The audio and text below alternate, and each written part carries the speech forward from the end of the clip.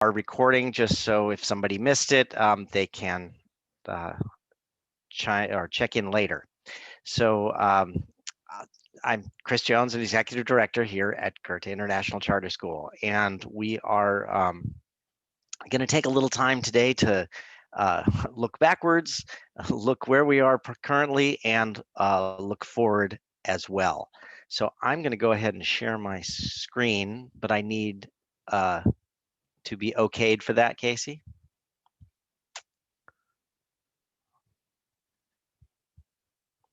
Not yet. It says that you have permission. All right. Would you mind sharing from your screen and be? Sure. Yeah, I can't do it. Let me try. It says, Casey, that you're sharing your computer sound. So if you stop Oh, share, that's why. I think Chris will be able to share. Okay, now go, Chris. Thank you, Scott. I'll share. Yep, there we go from my end. Okay. And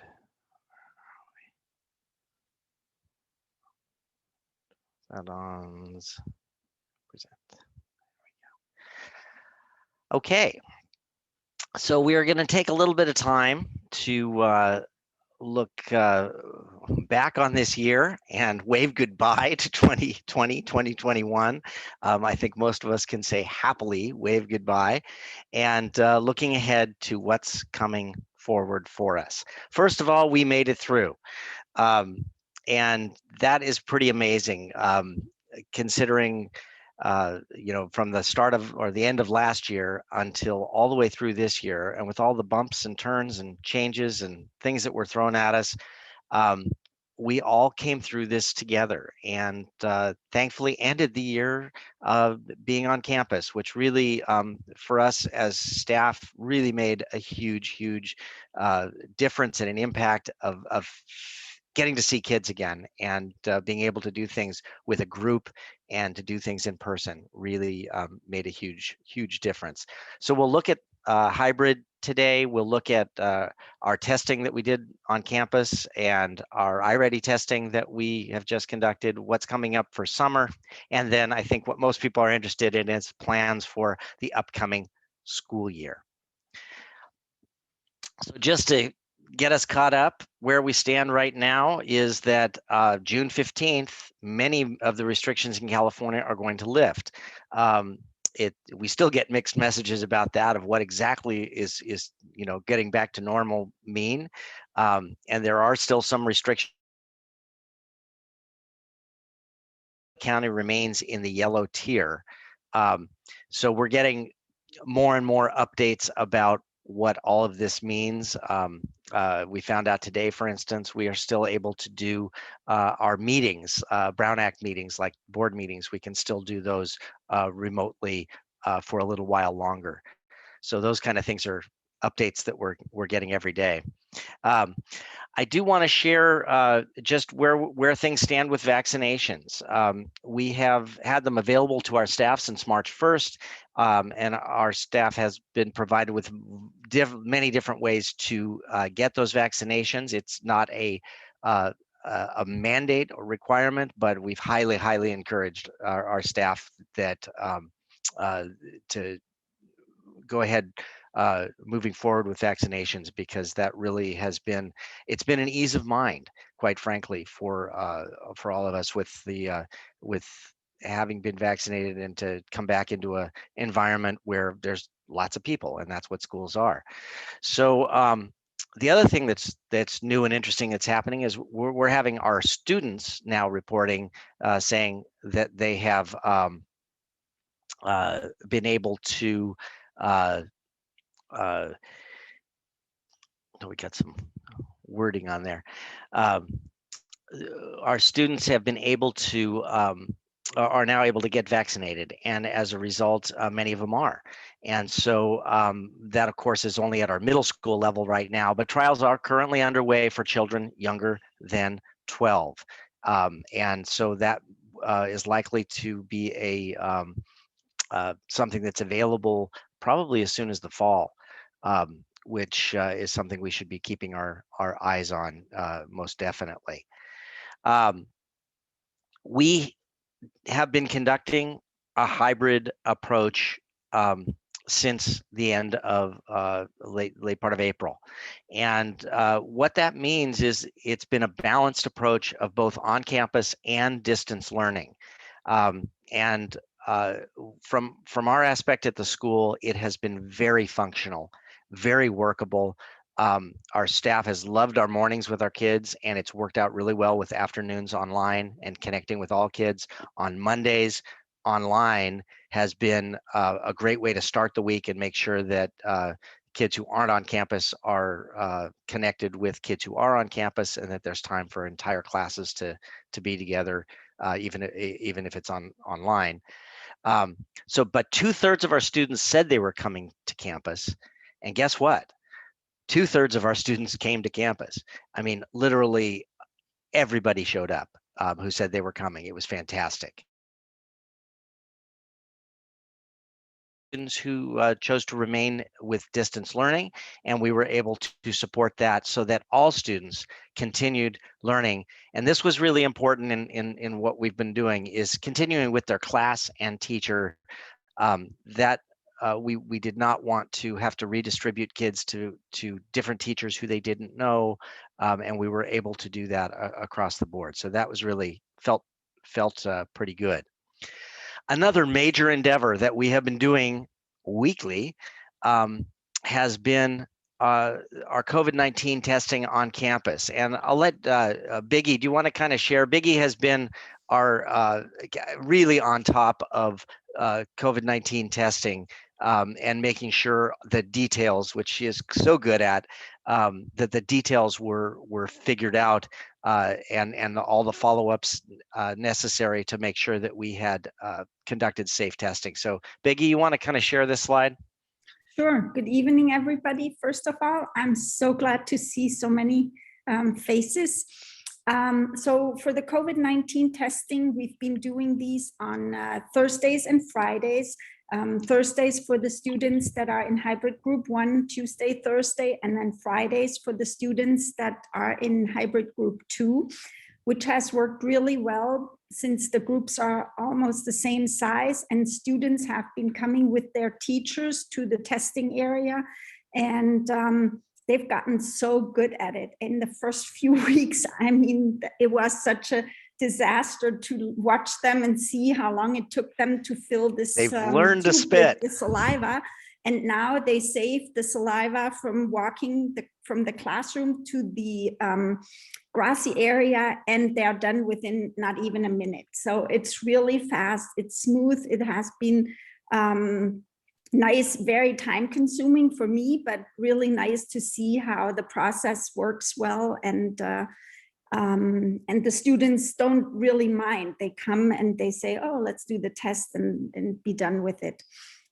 So it's a saliva test that the students are doing, and we always have a nurse on site. So in case there are some questions, or just to supervise the medical piece of it. We've administered over 2,500 tests in these 7 or 8 weeks now, and we have not had one single positive result.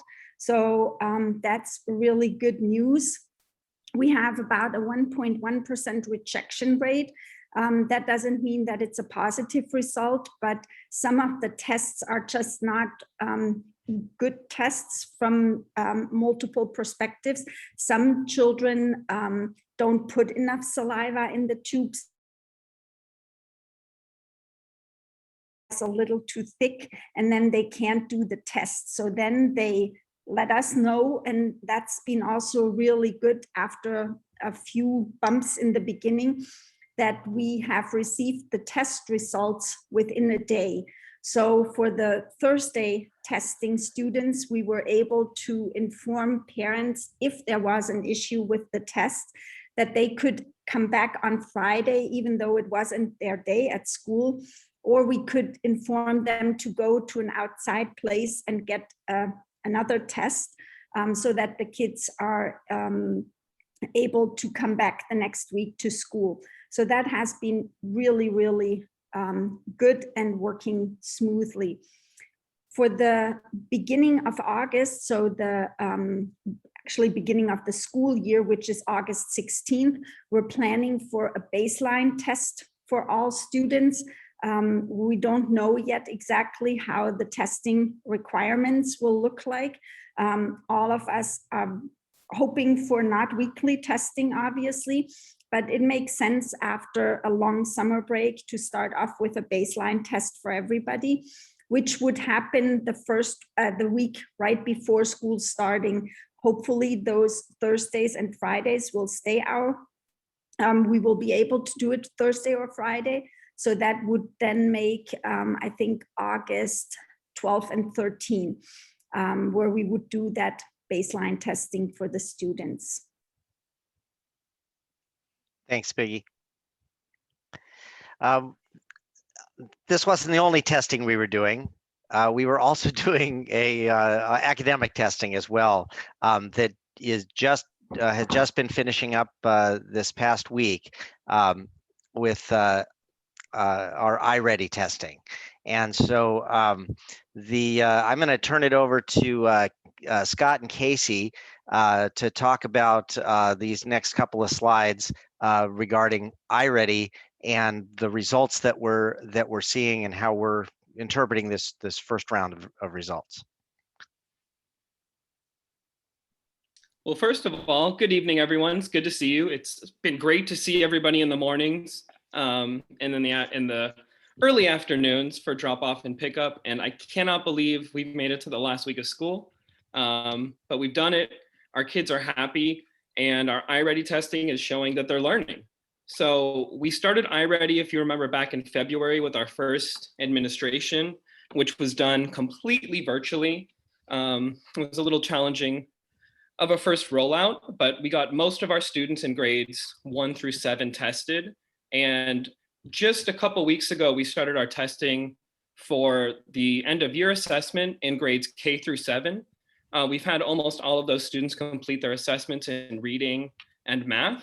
And what we've done is we've been able to compare those results that have come in to their test scores from February.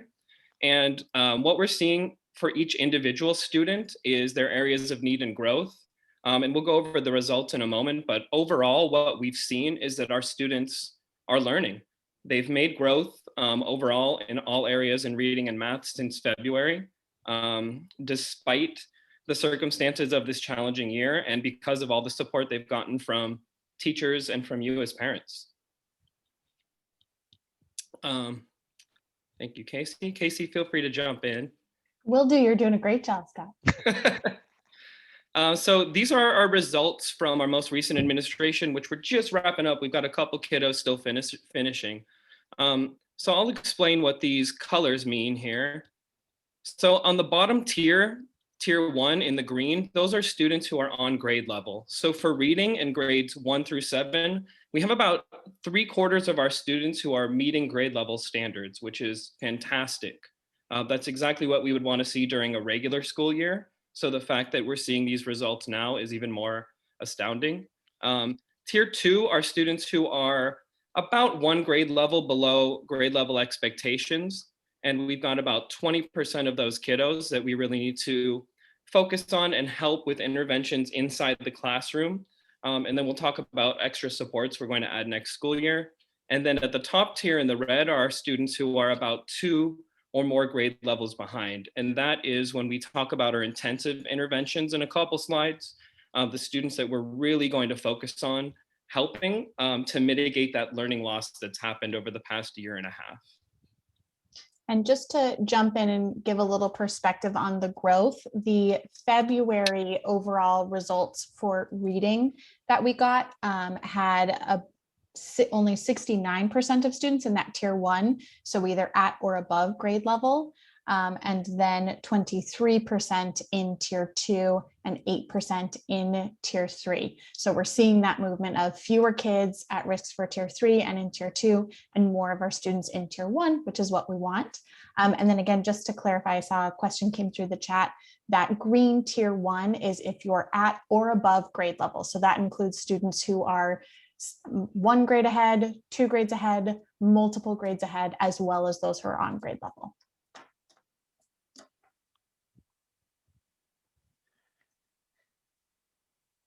And just one other thing I'd point out is to the right, there's several different areas of focus that are listed there. And in reading, you can see some of them are ones that we as a larger group would want to focus on, comprehension and vocabulary in particularly. And that is a little different when we switch to the next slide, where we look at placement by domain on the next slide, and it's a little more even. So probably teachers would be looking at a bit more balanced approach in trying to bring students along. Scott, you want to talk to us about the math? Sure. You want to go back one slide real quickly, Chris, and Sure. I'll explain the domains. The top three domains, the phonological awareness, phonics, and high frequency words, are foundational skills. So that's where you see in grades TK through first up into second, those students are really developing those.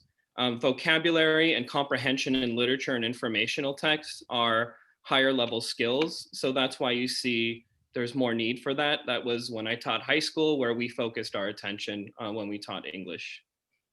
And one more little piece to add, as questions are coming through the chat, I'm trying to answer them within the slides that we're on currently. So we get the overall placement for every child. So that'll tell us overall what grade level they performed at on the assessment, whether it's their grade level early on in their grade level, mid-year for their grade level, end of year grade level, or a grade level above or below. Or several above or several below. And then also we get that information for the individual domains as well. So we could have a student who overall is on grade level, but then when we look at those different domains, we say, well, they really are, they've tested out in the upper grades of those foundational skills, but they're not performing as well in vocabulary, and they are doing really well in their comprehension for literature, informational text. And so that information is really useful for our teachers in planning supports within the classroom, so they know how to group students and what additional activities and support to provide for them.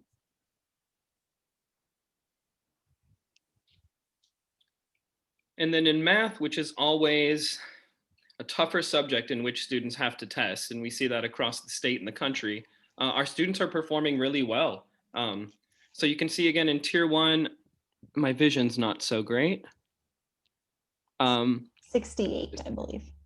Yeah, so almost 70% of our students are at or above grade level in their math skills. Then we have about a quarter of our students who are a grade level or so behind, and that's where we are really, again, working with teachers to analyze the data, respond in the classroom with differentiation and with those extra supports in those small groups. And then what's wonderful is we have a really small percentage of students who are testing at 2 or more grade levels behind. And then just to provide the perspective of where we were in February, in the February administration for math, we had 8% of students in that at risk for tier 3 versus the 6 that we currently have.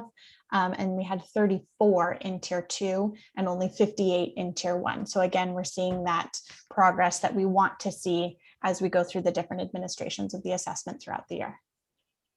And then in contrast to the reading, these 4 domains are across all grade levels. So none of them are necessarily foundational skills. They all build upon each other, and they're tested at different levels and at different grades and different ages. And if you recall back in February with the first test, you should have received around your conference time the parent report for your students' individual assessment results. Those will be sent out again this week, so you'll get those via email again. Okay.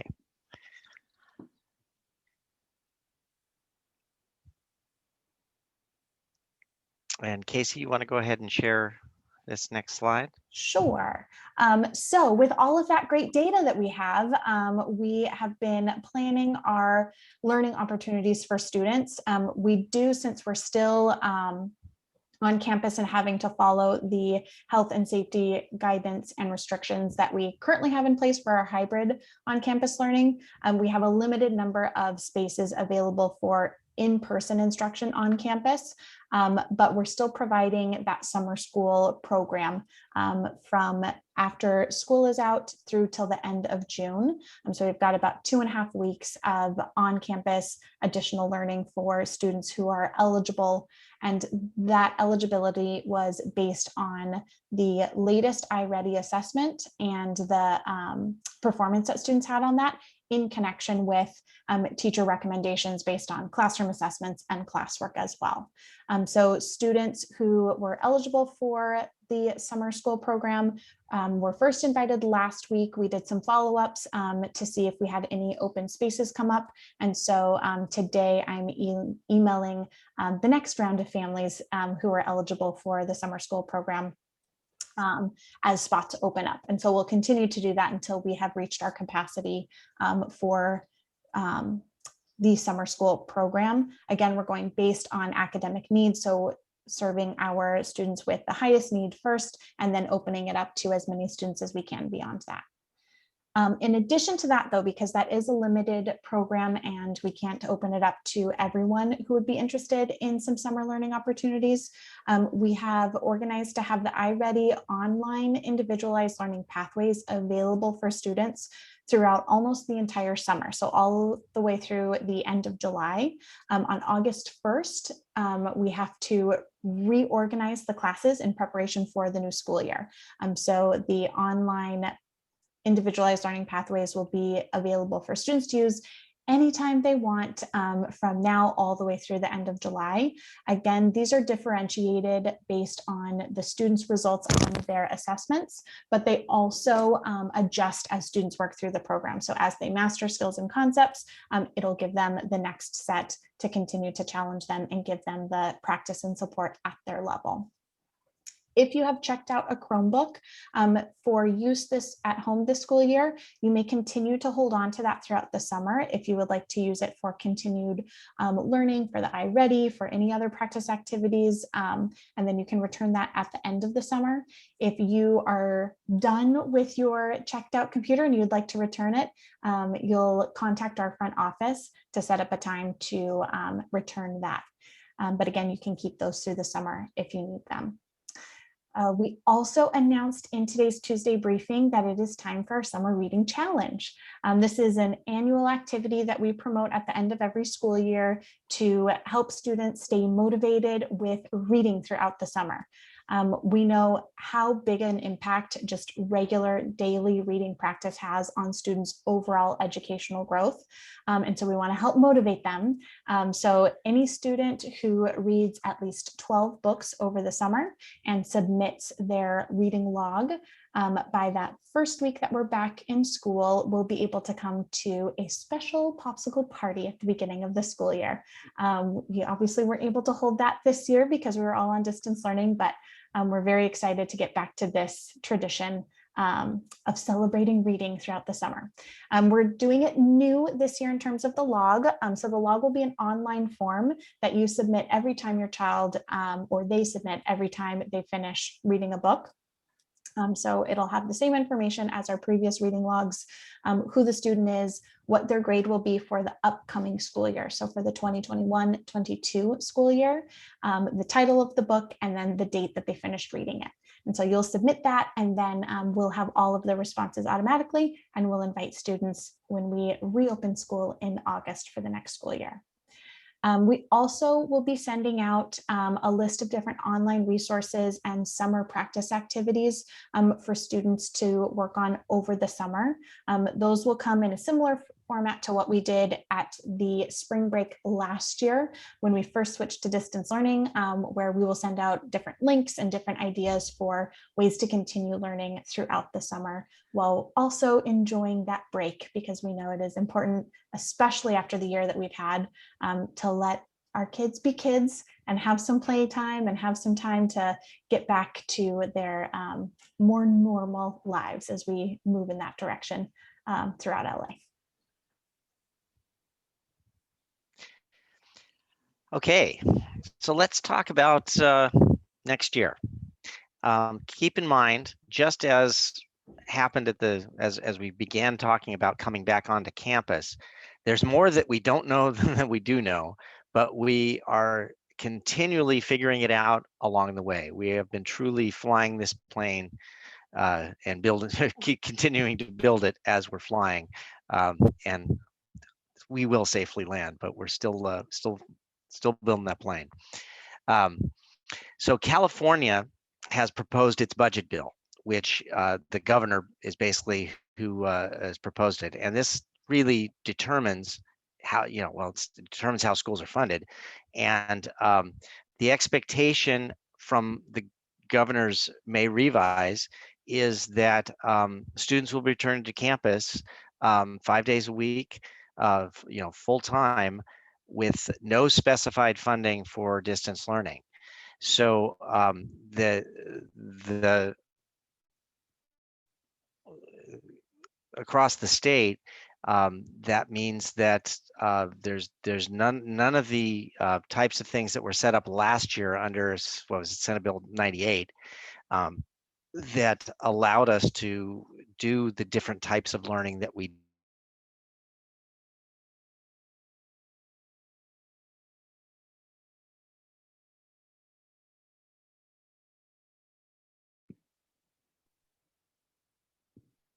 I think Chris froze on you, huh? On us. I think so. I wasn't sure if that was my internet because mine had been a little spotty. Let's see, he's still in the meeting, so he did not get booted out.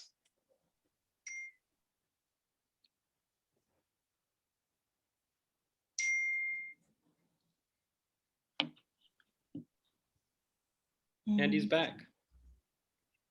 No, he's You're not. muted though.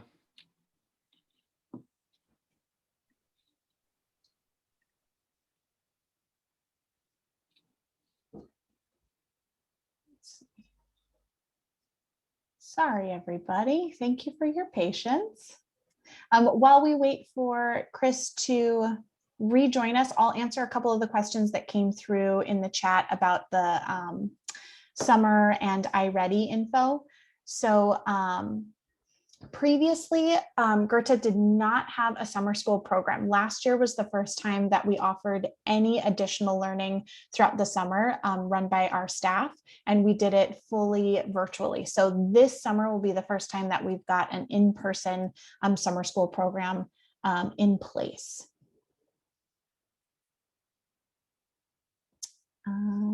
And a question, will parents receive their children's individual login information so that you can use the iReady program throughout the summer? Most of your students should already have that information and know it. I know this is a kindergarten family, so we will make sure that especially for our kindergarten group who is brand new to using iReady, that families have their login information before the end of the school year as well. Welcome back, Chris.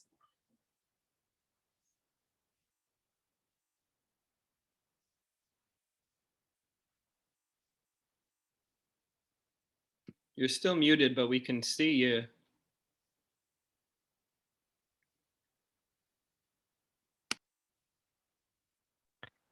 How's that? Good. Okay. My apologies. And just to chime in, I know the kinder teachers did email the login info for iReady a couple weeks ago, but we can always resend it if you need the information. Okay. All right. I believe this is where we left off.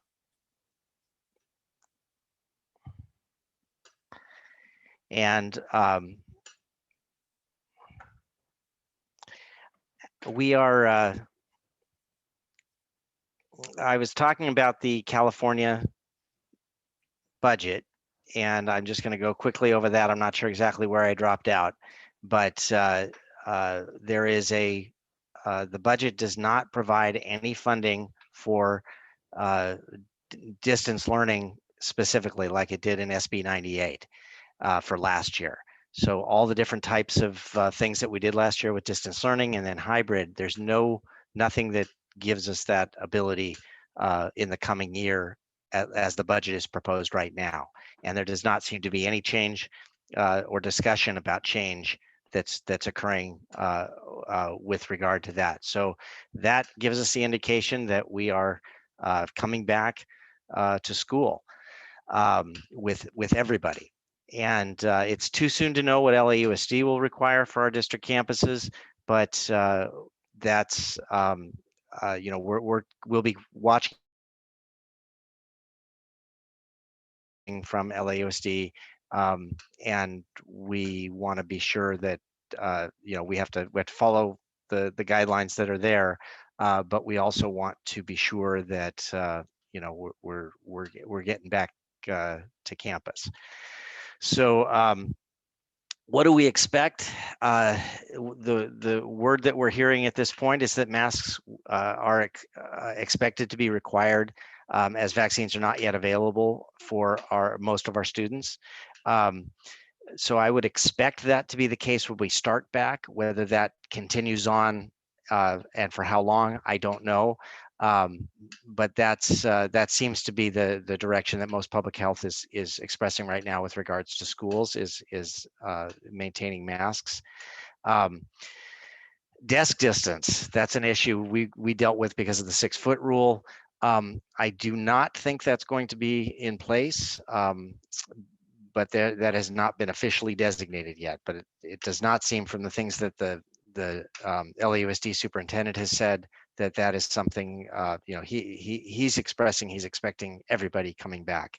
I would expect some restrictions and safety precautions, you know, masks being one, but you know, we'll be doing things not exactly as we'd always done before, but I think it will look much more like our school than our current hybrid situation. So you've seen this slide before if you've been to any of our town halls, and you can see we've kind of gone through a variety of different support models, from small group support to the what we call the cohort model, and what we landed on and are currently doing through the end of this year is a hybrid model, that combination of on-campus and distance learning.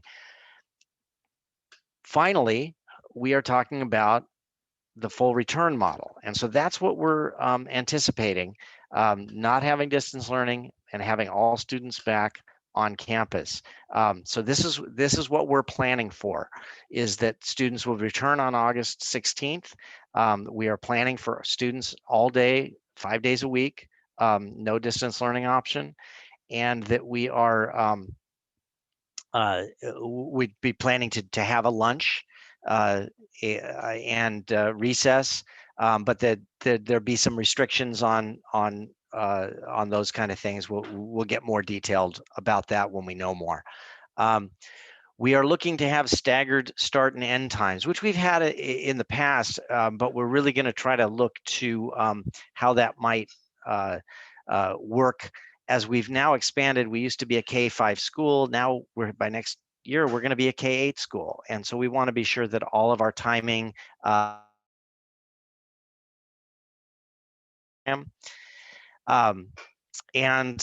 would expect that we will still have no visitors at classroom volunteers at the start of the year. How long that goes on, we don't know, but I think that would be a pretty safe bet that at the beginning of the year, that would be the case.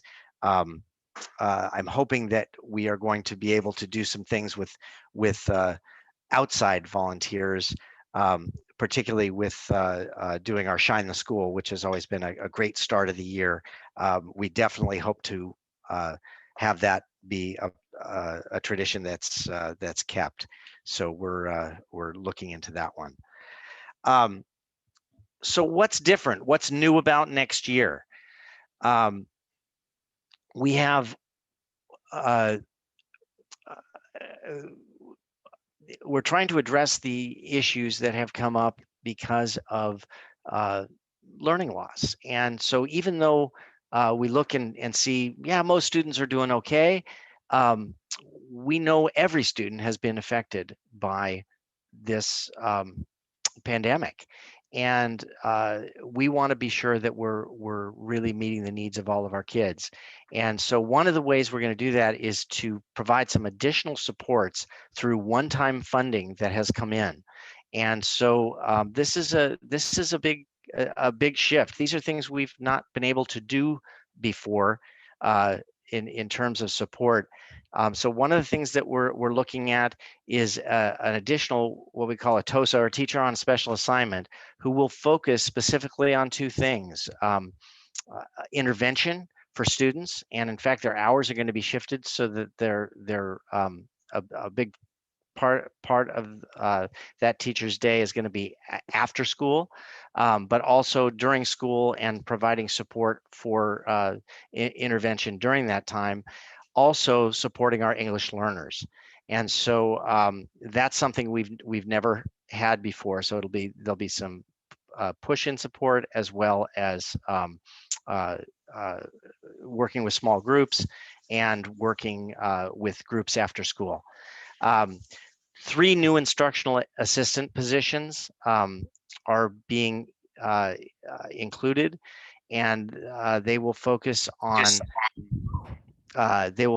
campus safety and social emotional learning. That's going to be a position that is really going to be more outside than inside the classroom, and watching over our kids as they transition from one activity to another, as groups move from one place to another, as groups head to the restrooms, and monitoring that,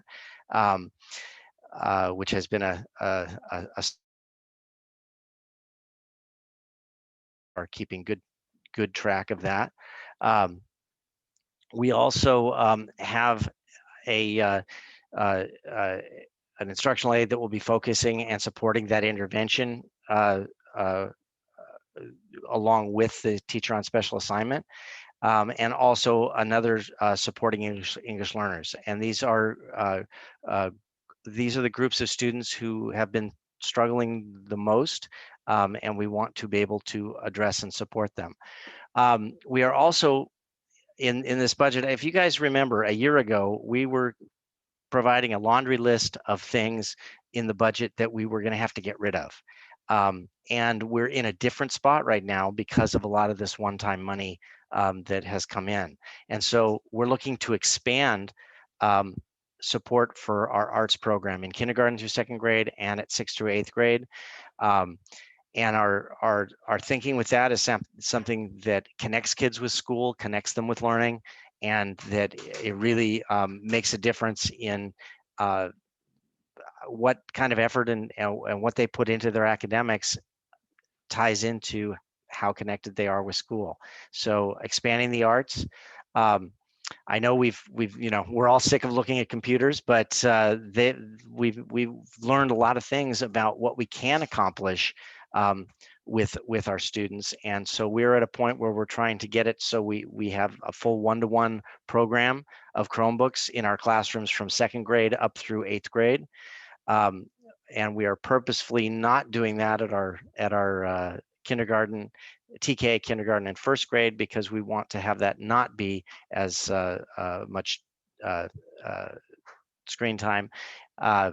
This does not mean kids in the classroom are going to spend their time always on the computer, but to have that option available to teachers and students as a support for what they're doing in the class. And that's a really important piece. We also hope to expand to be able to continue with offering Chromebooks to students who need them at home.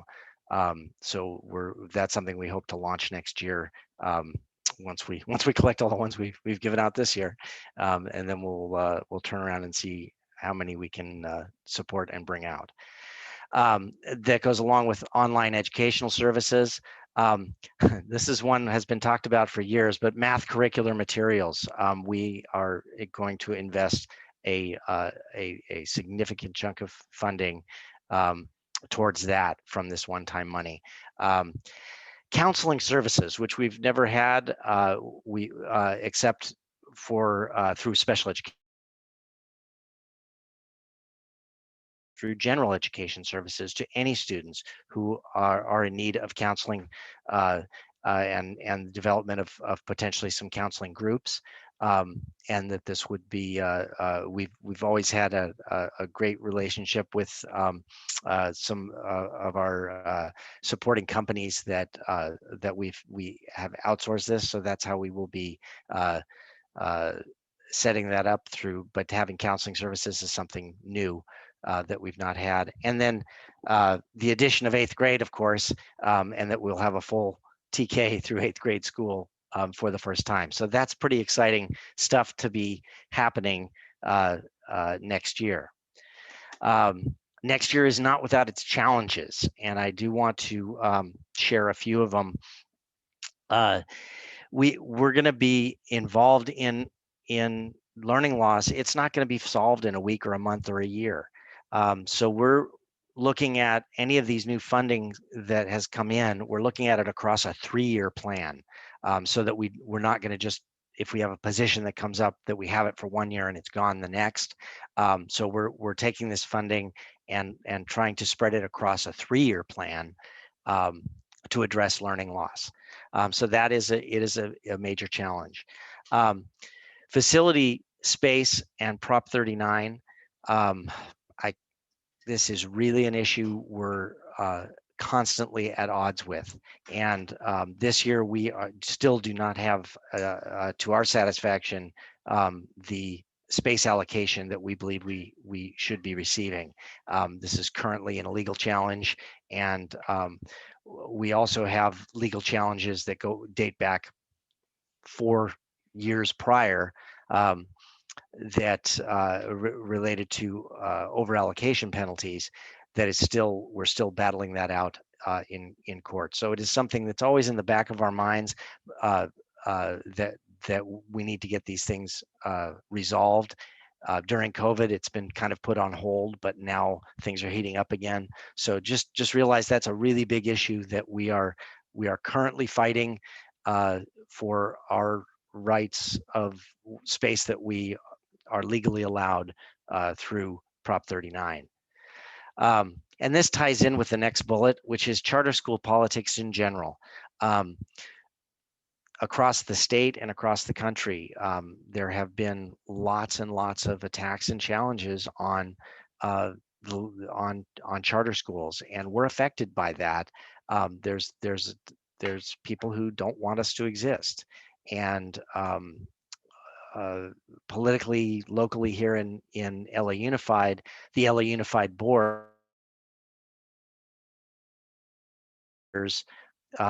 fairly pro-charter, had turned the opposite, where there was a 4-3 balance the other way, where the majority of the board was very anti-charter. That shifted to now we have a board that is either four board members that are either pro-charter or neutral to charters. So we're in a better spot than we were, but it's still an ongoing issue with charter politics, and we work closely with the California Charter School Association to try to navigate those politics. A challenge ahead is keeping safe, and what's the next phase of the pandemic? We're not out of the woods yet, but everything's trending in the right direction. So that's what we're looking at, and what we're expecting. The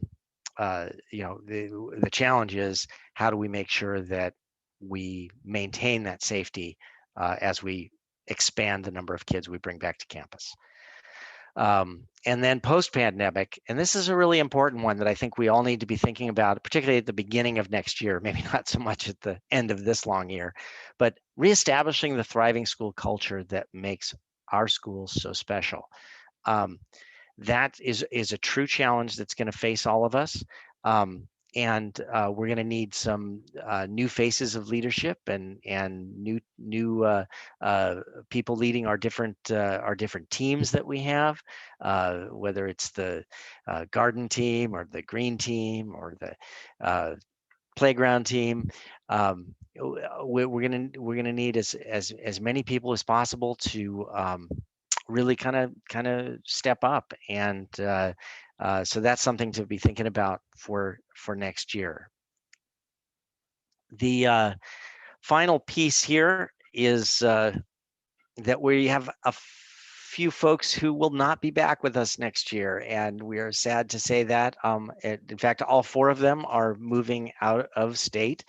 Ms. Cornelio, Ms. Michio, Ms. Carey, and Herr Klarman will all be leaving the area, and we will miss them greatly. I know there was an announcement made, but we didn't want to have a town hall and not make a mention of our folks that are leaving us, and we wish them well in their next endeavors. So with that, I'm going to bring us to a close, and we'll open up for questions. I know creating questions that are coming in there, and we'll do our best to answer them as they come. So Casey. All right, so I know I answered a few of those midway through the presentation, or I tried to answer a few of them. So I'll go back through. If I missed your question that you put in earlier, please just go ahead and input it again to make sure that it gets the answer to it. So one of the questions in the chat was about all of the different instructional methods and tools and operations that were implemented over the last year in response to distance learning and also hybrid learning. So like our small groups, Google Classroom, the virtual town halls. Which of these will continue even if we are back to all in person all day long at school? A lot of them will. We found especially this format for our parent meetings, whether they're the smaller ones or the larger ones, we were able to get much higher participation. There's also not the need for childcare in the same way as if we're doing meetings on campus. And so we will definitely continue to provide some virtual formats for our parent meetings as we go throughout the school year. We will try to do a balance of some in-person and some of this virtual, but we know that we were able to reach a much wider audience through this Zoom format, especially for the bigger topics that we need to go over every year.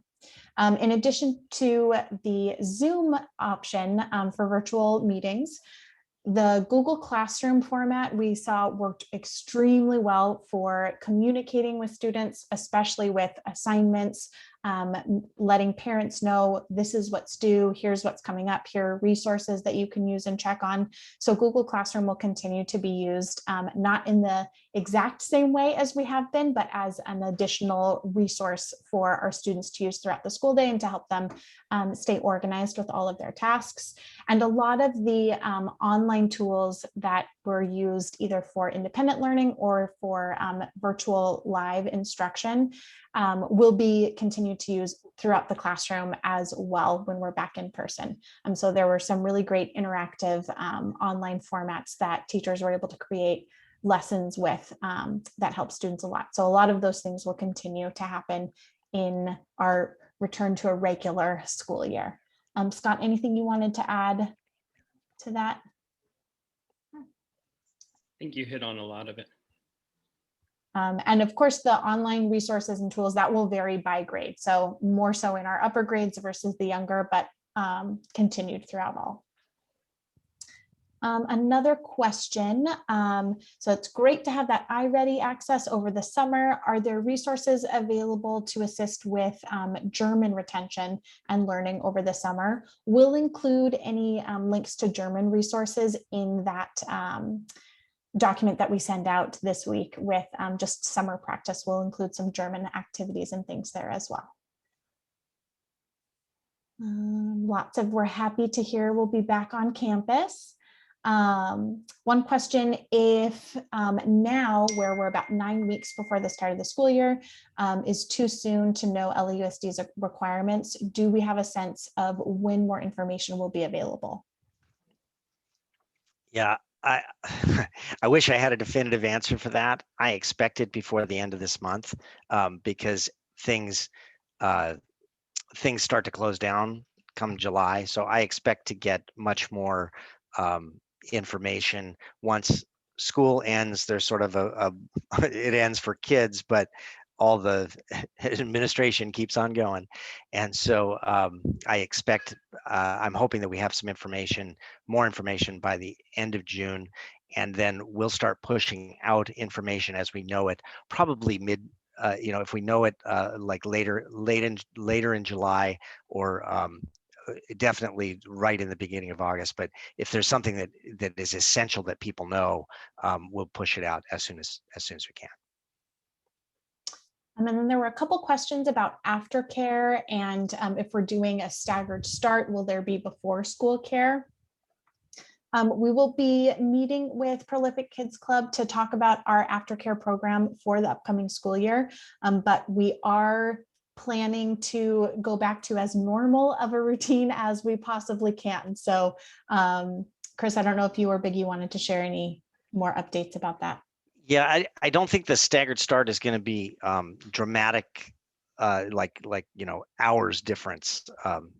But we just do want to be sure that we're getting kids in a safe way, and probably limiting our impact on the neighborhood as well if we time things correctly. So that's kind of what we're talking about with regard to the staggered starts.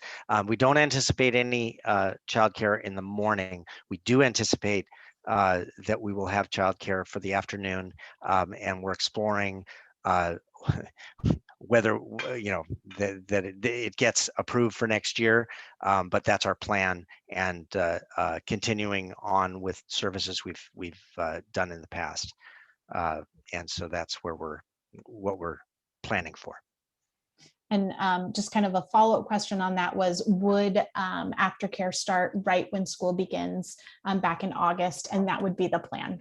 So again, all waiting for approval from the district, but that's what we're planning for.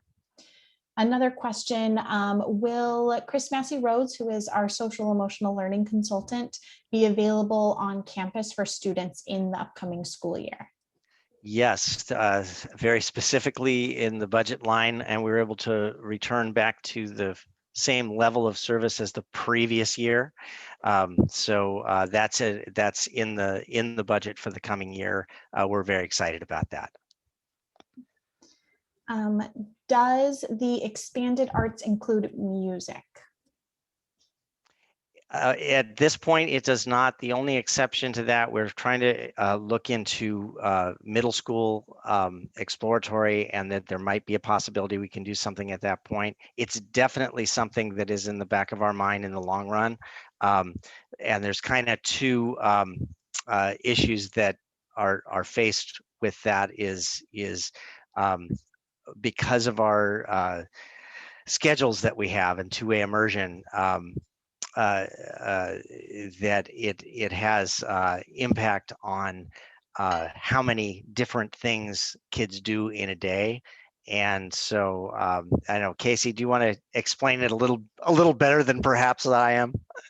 You're doing just fine. And I'll keep it really brief. So we have a pretty complex schedule with, especially on the immersion program side, where students have their two classrooms that they go back and forth with, but also with the specials and in middle school, the exploratories that we already have in place. There's a lot of time throughout the day that is used for the art classes, for their PE, for their Spanish in the upper elementary grades. And then middle school has its exploratory format there as well. And so with all of that, we want to be really mindful of how much of the instructional time is reserved specifically for academic core content instruction versus how much is reserved for those more exploratory arts-based programs that we have. And so we want to find that balance and make sure that kids are getting exposed to a lot of different things as we want them to in an IB education, but still have enough time to really master the academic content at their grade level. Can there be a very brief explanation of what math curricular materials are? Yes, so we have been using the same math curriculum materials for quite a few years now, where that includes the teacher texts, the student texts, the student workbooks, the hands-on manipulatives that students use to help them solve problems. But since the purchase of those materials, there have been new additions and updated editions that are more in line with the Common Core state standards as we've gone throughout the years. And so what we did this last year was we purchased some of those for our upper elementary grades to use as a pilot to see, does the newer edition really meet our needs better than what we had been using? And so those are the types of materials that we're looking at for all throughout elementary school and also through middle school. So teacher texts, student texts, and then hands-on materials for students to use. Those include everything from rulers to two-dimensional shapes, three-dimensional shapes, die, lots of different objects for them. Has learning loss primarily been in certain grades? Not really. It more has been in how connected students have been able to be, whether there were at the beginning connectivity issues with internet or devices, or just the way of learning at home versus in the classroom. If it was harder for a student to stay connected emotionally, mentally, physically at home versus at school, that really had the bigger part than in specific grade levels. Scott, anything you want to add for that? I'll add one on that, Casey, is the, well, we're not seeing like a dramatic difference of more in one grade level versus another. The impact to students who are just starting out, who are struggling, is a larger impact. If you're in kindergarten or first grade, can be a larger impact because they haven't had a opportunity to already amass skills over the years. And so we are keeping a real close eye on our youngest students related to learning loss. Just keeping that extra eye out. Is there a possibility that Goethe will offer an online or distance schooling option for some students? At this point, we do not see that as a viable option, given the number of people that we have currently staffed. We would have to staff that something like that separately, and at this point, there's no funding that would be provided for that. It doesn't mean that there may be something that emerges as things go forward, but right now I don't anticipate that we would be seeing anything with regard to distance learning that we would be directly providing here. Is there anything that we as the parents can do to help on the Prop 39 front? Yes, there'll be some points where I'll probably through GICS communication or maybe Fresh Schools be pushing things out to parents saying you might need to contact someone that maybe contact legislators or governor or board members. We have a very supportive board member in Nick Melvoin here locally.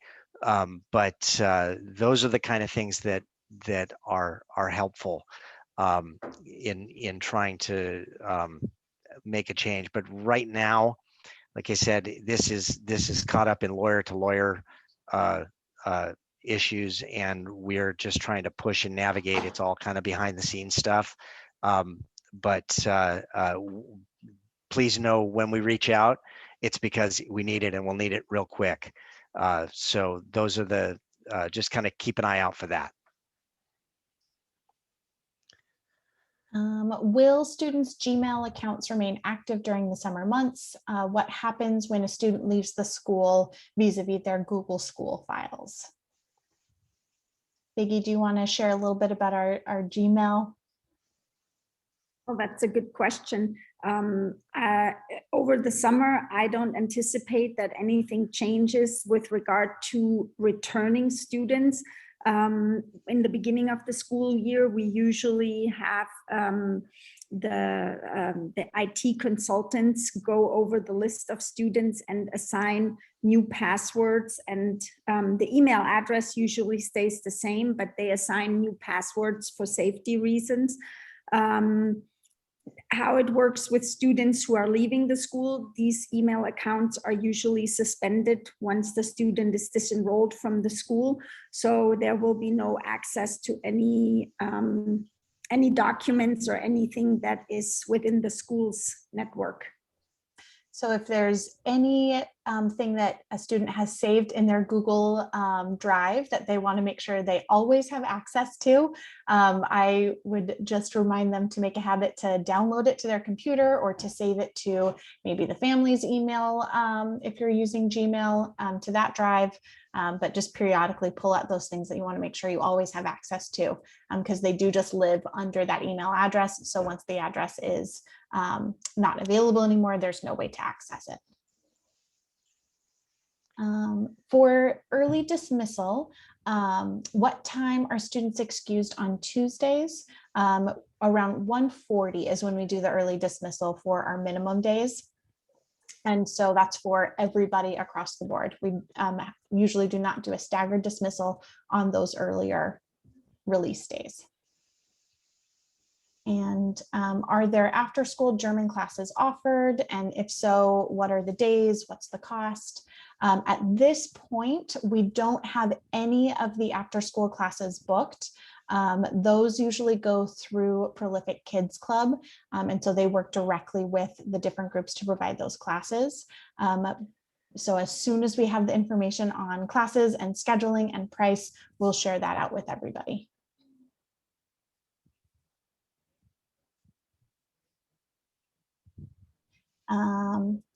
And then another question about location.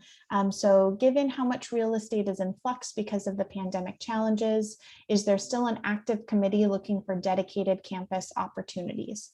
And if there's anything unique to this time that might be different from earlier attempts to start our own campus, especially as things start to open up. Yeah, that's a really good point. That committee at the moment is me. But I can assure you we have been trying to follow what's available and certainly following what's available and zoned properly. Right now, we are still completely priced out of local options. We're dealing with West LA real estate, but that's changing because of the whole office space world is shifting.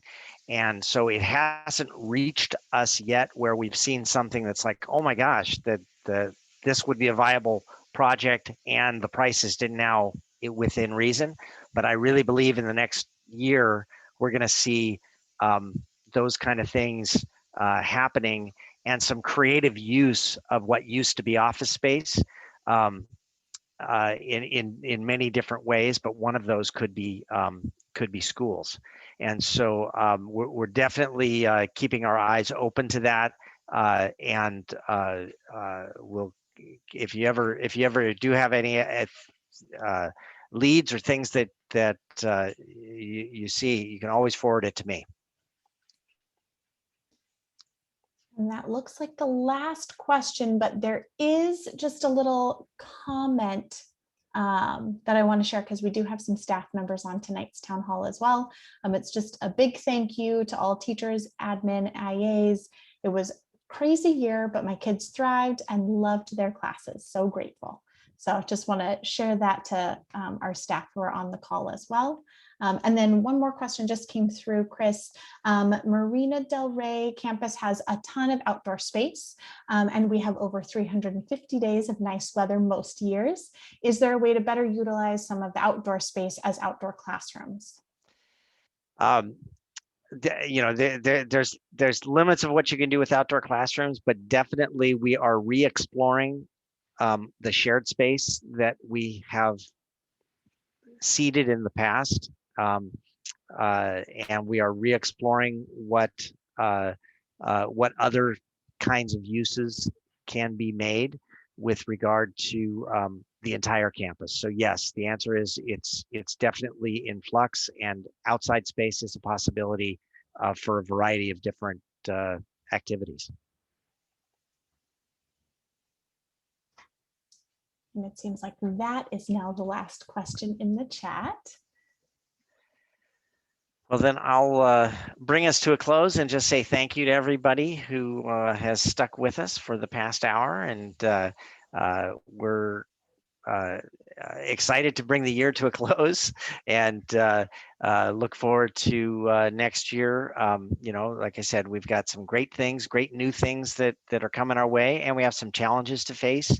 But we'll do it as we always do. We'll face it head on, and we'll keep our kids' needs at the forefront, and that's what how we'll try to address it. So thanks so much for joining us, and we'll see you soon. Before Casey. people log off though, I just wanted to say we do have some staff on the call, but if you did not have a chance to submit something for a little special thing, those are still open, and I have not shared them with anyone yet, so you've still got some time. I know I got some submissions this afternoon, so if anyone else wants to submit anything, please do. And then I also just want to say a big thank you. We have Alexis, one of our presidents of the GPA, on the call today, and I just want to say thank you to Alexis. She's been such a huge support of the school ever since she came, and she also will not be returning next year. So we're really sad to say goodbye to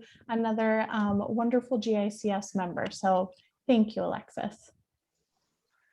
Love you, Alex. Thank you. Thank you, guys. Thank you. I'm trying not to do it again, Chris. I promise this is me fighting it. I seem to cry a lot lately.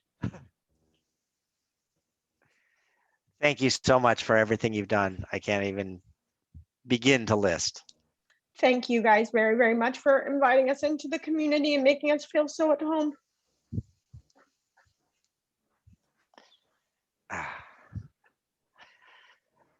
All right, and on that tearful note, thank you, everybody. We really we appreciate you, and we thank you for your kids. Good night. Thank you. Have a great summer, everyone.